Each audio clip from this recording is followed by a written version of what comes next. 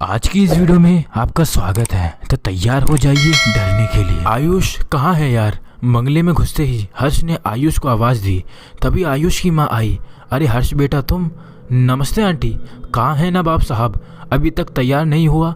मुझे बोला था ठीक टाइम पर आ जाइयो, लेकिन अभी खुद ही तैयार नहीं हुआ।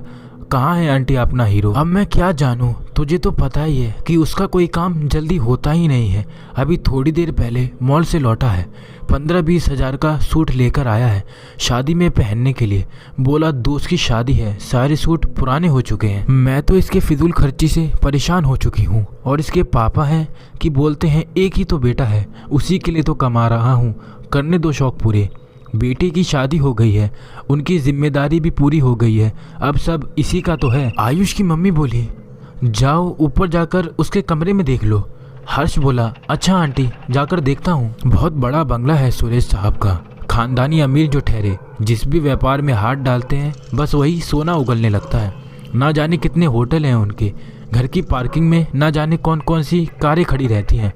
अब मॉल बनाने का सोच रहे हैं, उसके लिए कोई अच्छी सी ज़मीन तलाश कर रहे हैं, लेकिन इतने अमीर होने पर उनके अंदर इंसानियत भी कायम है।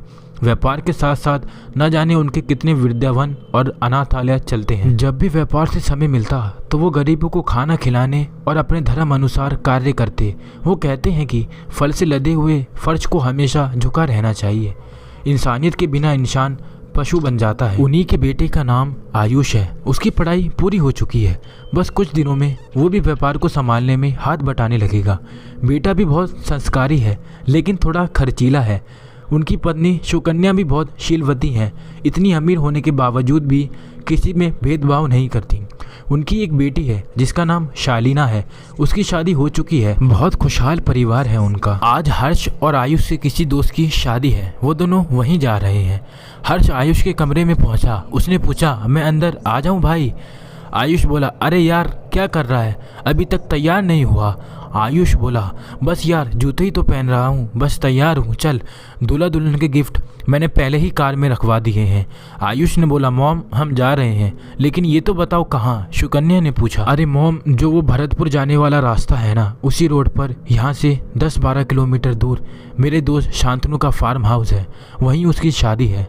सुकन्या बोली लेकिन वो रोड तो रात के समय अच्छा नहीं है, कहते हैं कि वहाँ बुरी शक्तियों का वास है, लोग तो रात में उस रोड पर जाना अनदेखा करते हैं, लेकिन तुम लोग रात में उसी रोड पर जा रहे हो। अरे मॉम आप भी कहाँ भूत प्रेत की कहानियों में उलझ गई? आज के ज़माने में इंसान खुद एक भूत बन गया है, और इस साइंस के ज़माने में कहाँ भूत प्रेत होते हैं। आप चिंता ना करें, हम पहुँचकर फ़ोन कर देंगे और वहाँ से आते वक्त। आयुष बोला अच्छा तो हम दोनों चलते हैं, और वो दोनों कार में बैठकर निकल गए। लेकिन सुकन्या का मन किसी अनजानी आशका में डूब गया। दोनों दोस्त शादी में पहुंचे, खूब एंजॉय किया, खूब नाच गाना हुआ। आयुष ने ज़रूरत से ज़्यादा पी ली और हर्ष पीता ही नहीं था। अब घर जाने का टाइम हो गया तो हर्ष बोला आयुष चल यार अब घर चलते हैं, रात के 12 बज रहे हैं, तूने अब बहुत पी ली, चल छोड़। और हर्ष ने सबसे विदा ली और आयुष को अपने कांधे के सहारे कार तक लाया और कार खुद ड्राइव करने लगा। आयुष को होश था और वो हर्ष से बातें भी कर रहा था। तभी हर्ष बोला यार कार ड्राइव करने दे, मुझे वैसे भी ड्राइविंग कम आती है, मुझे कॉन्सेंट्रेट करने दे भाई, तू थोड़ी देर बातें मत कर, तूने पी रखी है इसलिए मुझे ड्राइविंग करनी पड़ रही है। और आयुष अपनी विंडो से बाहर देखने लगा। तभी अंधेरे में सड़क के किनारे उसे एक सफ़ेद ग्राउंड में एक लड़की दिखी। उसने हर्ष से कहा भी देख भाई इतनी रात में ये लड़की यहाँ क्या कर रही है? हर्ष बोला यार भाई तूने कुछ ज़्यादा ही पी रखी है, मुझे कॉन्सेंट्रेट करने दे, घर पहुंचकर बातें करते हैं, और होगा कोई जानवर और तुझे लड़की लग रहा है। और वो घर पहुंच गए और आयुष को छोड़कर हर्ष भी अपने घर स्कूटी से चला गया जो आयुष के घर लेकर आया था। आयुष अपने कमरे में ऐसे ही बिना चेंज करे सो गया। करीब रात के 2-3 बजे उसकी आंख खुली। उसने कपड़े चेंज किए, फिर बाथरूम गया और आईने में अपना चेहरा देखने लगा। उसे अपने पीछे एक परछाई नजर आई। उसने पीछे मुड़कर देखा तो कोई नहीं था। आयुष का कमरा बेहद ही बड़ा और खूबसूरत था, बहुत ही महंगी सजावट थी कमरे में। आयुष ने कमरे की लाइट बंद की और अपने बिस्तर पर आकर लेट गया, लेकिन उसे नींद नहीं आ रही थी। उसे ऐसा लग रहा था कि कमरे में कोई है। उसने खड़े होकर कमरे की खिड़की खोली ताकि ताज़ी हवा आ सके, क्योंकि एसी चलाने लायक मौसम नहीं था। अब की बार उसने लाइट खुली ही छोड़ दी। वो बिस्तर पर आकर लेट गया, लेकिन अचानक लाइट अपने आप बंद हो गई। उसने अपने फ़ोन की लाइट जलाई और हल्की रोशनी में उसे लगा कि खिड़की का पर्दा हिल रहा है। शायद वहाँ कोई है। वो बिस्तर से उठा। उसे पर्दे के नीचे पैर झांकते हुए दिखे। उसने पर्दा उठाने की कोशिश की, लेकिन वो पर्दों में उलझकर रह गया। पर्दों ने उसके चेहरे को चारों तरफ से ढक लिया। ऐसा लग रहा था कि कोई पर्दे की सहायता से उसका गला घोट रहा हो। उसकी सांसें रुक रही थी और उसका दम भी घुटे जा रहा था और वो बेहोश होकर फर्श पर गिर गया। उसे जब होश आया तो सुबह हो चुकी थी, लेकिन जो रात को उसके साथ हुआ, क्या वो सच्चाई थी या सपना, उसे कुछ समझ नहीं आ रहा था। लेकिन वो ज़मीन पर कैसे आया? फिर उसे लगा कि ज़्यादा पीली होगी, शायद इसलिए। वो तैयार हुआ और ब्रेकफास्ट करने नीचे पहुंचा। अनमने मन से नाश्ता कर रहा था तो सुकन्या ने पूछा, क्या हुआ बेटा, नाश्ता पसंद नहीं आया तो कुछ और बनाऊं? नहीं माँ, रात को देर से सोया तो नींद पूरी नहीं हुई, इसलिए ऐसा लग रहा है, बस थोड़ी थकावट है, आप परेशान ना हो, आयुष बोला। तभी आयुष से सुरेश साहब बोले, बेटा जो मॉल बनाने की हम सोच रहे हैं, उसके लिए जो ज़मीन हम लोग उस दिन देख कर आए थे, वो बहुत सस्ते दामों पर वहाँ का मालिक बेचने के लिए तैयार है। बस वहाँ जो पुराना सा घर है, शायद वो घर किसी ईसाई परिवार का था, उसे तोड़वाना होगा। आसपास क्या है वो सब देखना पड़ेगा। उस ज़मीन का मुआयना करना होगा कि वो जगह मॉल के लिए बेहतरीन रहेगी। ठीक है पापा, आप जब कहें मैं जाने के लिए तैयार हूँ, आयुष बोला। सुरेश साहब ने बोला, तो दोपहर के लंच टाइम पर तुम आ जाओ, साथ में लंच करके निकल चलेंगे ज़मीन देखने। और बेटा हर्ष को भी ले लेना साथ में, इन सब चीज़ों के लिए उसकी समझ ज़्यादा है, क्योंकि उसने सिविल इंजीनियरिंग कर रखी है, तो उसे भी साथ ले आना। उसके पास अच्छे आइडियाज़ हुए तो कुछ काम उसे भी सौंप देंगे। नौकरी नहीं है तो फालतू है अभी, इसी बहाने कुछ एक्सपीरियंस भी हो जाएगा और कुछ पैसे भी मिल जाएंगे। जी पापा, आप सही कह रहे हैं, आयुष बोला। तभी सुकन्या आई और बोली, क्या बातें हो रही हैं बाप बेटे में, ज़रा मैं भी तो जानूं। सुरेश साहब बोले, वो जो मॉल के लिए ज़मीन देखी थी वो काफ़ी सस्ते दामों में मिल रही है, उसके बारे में बातें हो रही हैं। उसी रोड पर शायद आयुष के किसी दोस्त का फार्म हाउस है ना आयुष? तभी आयुष बोला, अभी कल ही तो हम लोग वहाँ गए थे। सुकन्या बोली, क्या उस भरतपुर वाले रोड पर उस भूतिया रास्ते पर ज़मीन ले रहे हैं? सुरेश साहब बोले, तुम भी इस ज़माने में कैसी बातें करती हो सुकन्या? तभी आयुष बोला, मैंने भी मॉम को कल यही बात कही थी।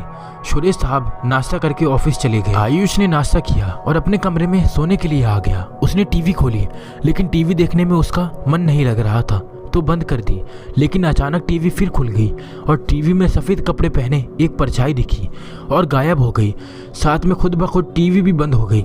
आयुष को लगा कोई प्रॉब्लम होगी कनेक्शन में और रात का थका था तो सो गया। करीब 2 घंटे बाद उसकी नींद खुली। अब उसे अच्छा फील हो रहा था, अब उसकी थकावट भी दूर हो गई थी।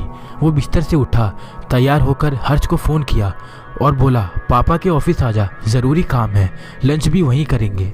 दोपहर के समय सबने लंच किया। लगभग 3 बजे सब ज़मीन देखने पहुंचे। रोड पर गाड़ी पार्क की और निकल पड़े। ज़मीन देखने दूर दूर तक बस मैदान ही मैदान था।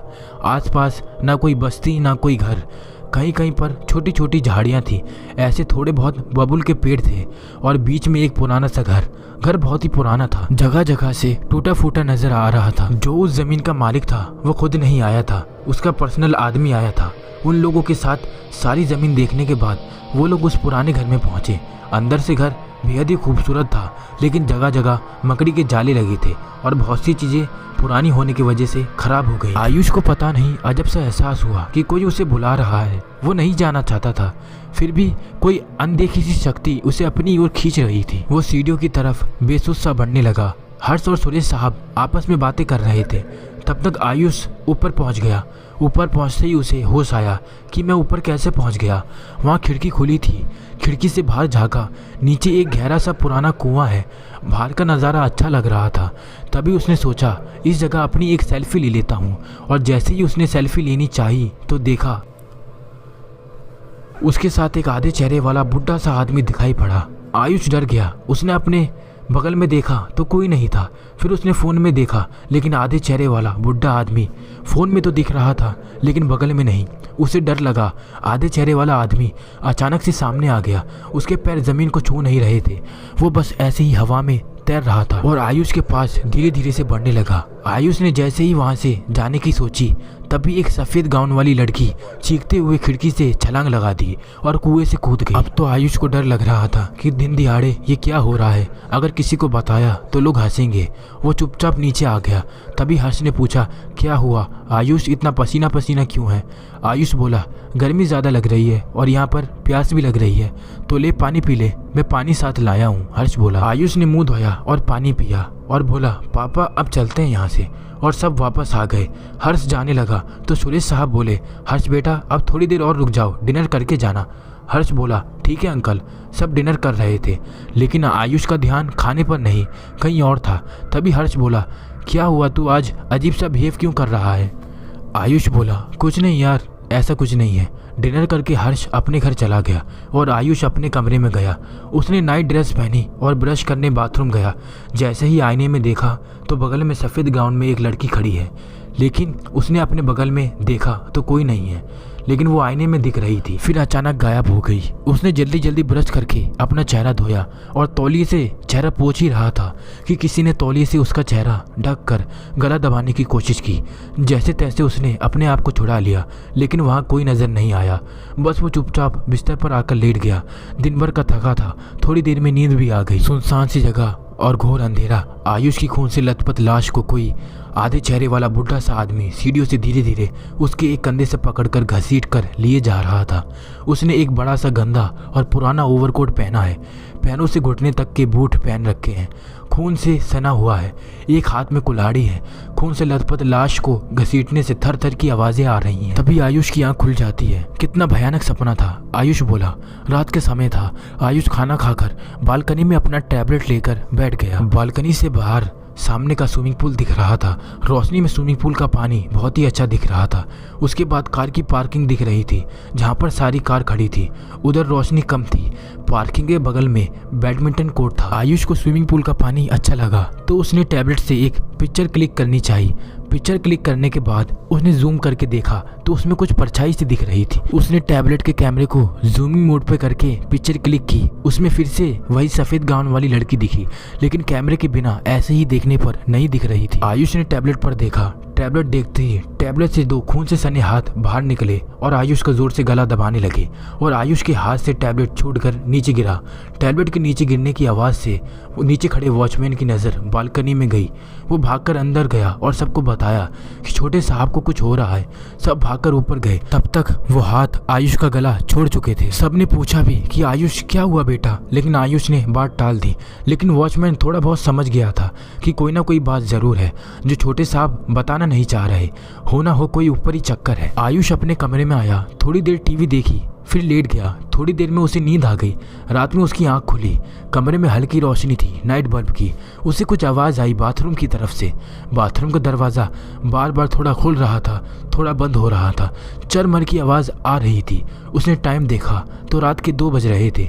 फिर वो बिस्तर से उठा, बाथरूम की दरवाज़ा पूरी तरह खोल दिया और जैसे ही दरवाज़ा खोला, दरवाजे से सफ़ेद गाउन वाली लड़की अचानक निकली और एक बार फिर चीख मारते हुए खिड़की से कूद गई। आयुष बहुत ज़ोर से चीखा और बुरी तरह डर गया। तब तक सुकन्या और सुरेश भी आ गए। उन्होंने पूछा, क्या हुआ बेटा? आयुष ने शुरू से लेके सारी बात बता दी और सुकन्या और सुरेश आयुष को लेके नीचे आ गए। एक साथ ही एक ही कमरे में रहे, सुबह होने का इंतज़ार करने लगे। सुबह हुई। वॉचमैन ने सुरेश साहब को परेशान देखा तो पूछा, साहब क्या बात है, आप परेशान लग रहे हैं? सुरेश साहब ने सारी बात राम सिंह वॉचमैन को बता दी। राम सिंह बोला, साहब जहाँ मैं रहता हूँ वहाँ एक मस्जिद है। वहाँ बहुत सारे जाने माने फ़कीर बाबा रहते हैं। उनके पास लोगों की भीड़ लगी रहती है। वो आत्माओं से बात करके उनकी समस्या सुनते हैं, कारण जानने की कोशिश करते हैं कि आखिर आत्मा किस मकसद से उस शरीर के पास रहती है। अगर आप कहें तो छोटे साहब को वहाँ लेके चलते हैं, शायद वहाँ जाने से उनकी समस्या का हल मिल जाए। सुरेश साहब वहाँ से चलने के लिए तैयार हो गए। सब लोग मस्जिद पहुँचे। राम सिंह ने सारी बात बाबा को बताई। बाबा ने कहा, आप सब मेरे साथ आए। बाबा सबको एक कमरे में ले गए। बाबा ने अपनी सारी सामग्री निकाली और अपना काम करना शुरू कर दिया। बाबा को एहसास हुआ कि वो 2 आत्माएं और वहीं आसपास हैं। बाबा ने कुछ फूंक डाली और बहुत सारी धूप बत्ती से धुआं किया। वो दोनों आत्माएं अब सबको दिख रही थी। बाबा ने सवाल पूछना शुरू किया कि कौन हो तुम दोनों और तुम इस लड़के से क्या चाहिए? सर वाली आदमी की आत्मा बोली, ये मेरी बेटी स्टेला है और हमें बदला चाहिए। हम 25 सालों से ऐसे ही भटक रहे हैं। बाबा ने पूछा क्यों? आधे चेहरे वाले आदमी ने सुरेश साहब की तरफ इशारा किया। फिर बाबा ने उससे कहा, इन्होंने ऐसा क्या किया जो तुम्हें इनसे बदला चाहिए? फिर आधे सिर वाले आदमी की आत्मा बोली, 25 साल पहले इन्होंने कुछ किया, उसी का बदला। इन्हीं की वजह से मेरी बेटी ने आत्महत्या की थी। बाबा ने पूछा, पूरी कहानी शुरू से सुनाओ। उन्होंने सुनना शुरू किया। बात उस समय की है, जो ज़मीन आप देखने गए, मैं उस ज़मीन के मालिक का पर्सनल सिक्योरिटी था।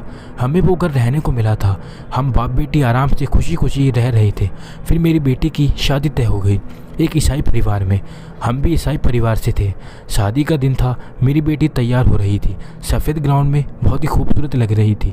तभी मेरे मालिक का फ़ोन आया कि ज़रूरी काम के लिए 7 लाख रुपए कहीं पहुंचाने हैं।